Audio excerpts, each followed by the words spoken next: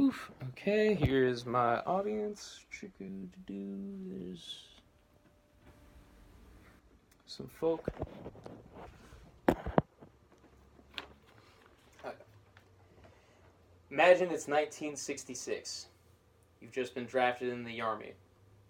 You're scared, but you've grown up hearing glory stories of World War II, and you don't want to disappoint your family or your country. You've been drafted to fight in the Vietnam War, a country you can't even point out on a map, and an enemy you can't distinguish from civilians. This was the reality for most people going into the Vietnam War.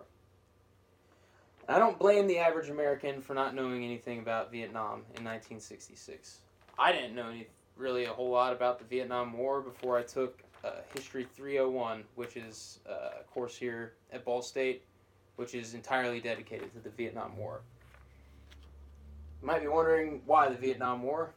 It's old stuff. Who cares? It's the past.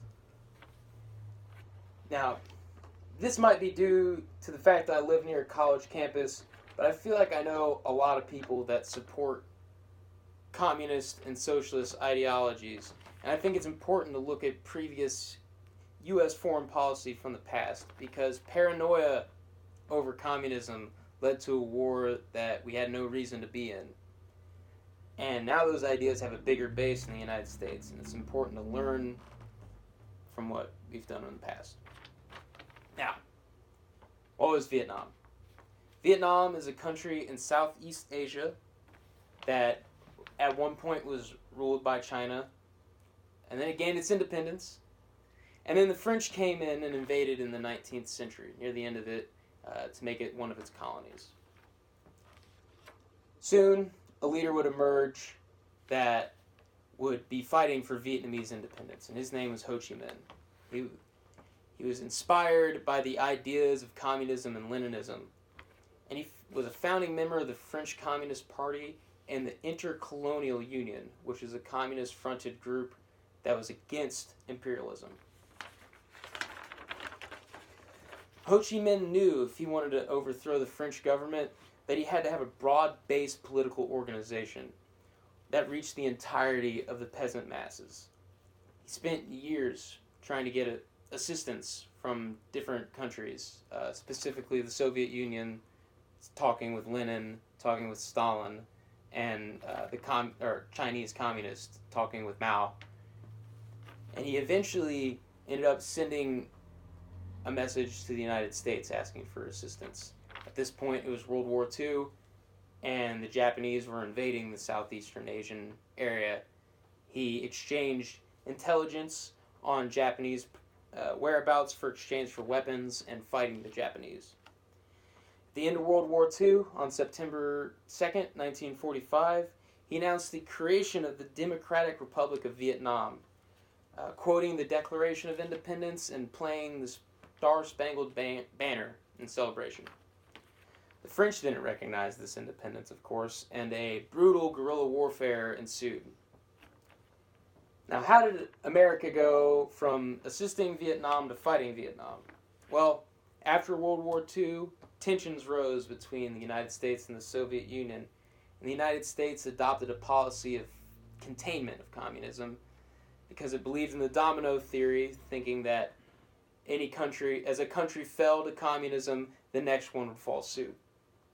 In 1950, President Truman ended up giving $15 million in aid to the French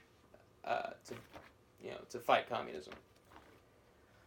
The fighting was intense, and the French ended up leaving after the country was divided at the 17th parallel between the North Communist Vietnam and the South Democratic.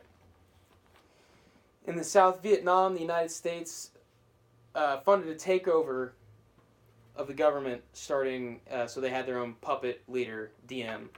And Diem canceled elections and led as an absolute monarch. And tensions rose between him and his people because he was a Catholic and they were Buddhist. He also used terrorism as an absolute monarch might do, and that drove a wedge between him and his people.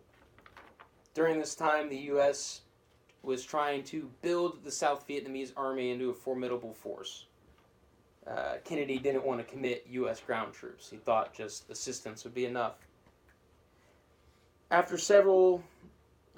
once President Johnson was in office, he used an unverified attack on the USS Maddox to pass the Gulf of Tonkin Resolution, which basically gave him, as the president, power to increase military strength in Vietnam. And in February 1965, he approved the first 2 Marine battalions. By April, 20,000 more engineers were approved, and offensive operations began. And at the end of July, President Johnson had approved 150,000 U.S. troops and the beginning of offensive operations and the escalation of Rolling Thunder bomb raids. U.S. troops peaked in Vietnam in 1968 at 540,000 troops. The U.S. thought they were making progress at this time between 65 and 68, but they weren't. The numbers were lying to them. On the home front, in 1965, protests against the war started on college campuses, but the majority of the United States backed President Johnson. Reports said the United States were winning, but these were based on illegitimate numbers. The Tet Offensive showed to America that we weren't beating the North Vietnamese. And the My Lai Massacre, where a platoon of infantrymen massacred an entire village, also depleted the U.S. Public approval ratings. So withdrawals started happening. Nixon wanted to increase bombing raids to try to help negotiations with North Vietnamese, but it didn't happen.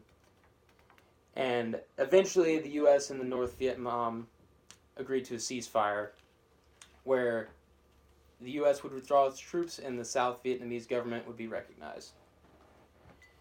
As the U.S. troops were leaving, the North Vietnamese broke their agreement and invaded South Vietnam, unifying Vietnam once again. The United States lost the Vietnam War because there was no understanding of why the Vietnamese people were fighting. The United States were there to contain communism, while the Vietnamese were fighting a war for independence and unification. No U.S. president wanted to be the president to lose the war on communism. And that was what led to military escalation. Between 1956 and 72, over 1 million civilians in Vietnam were killed. People look back on the Vietnam War as a mistake, and it's important to learn from our mistakes.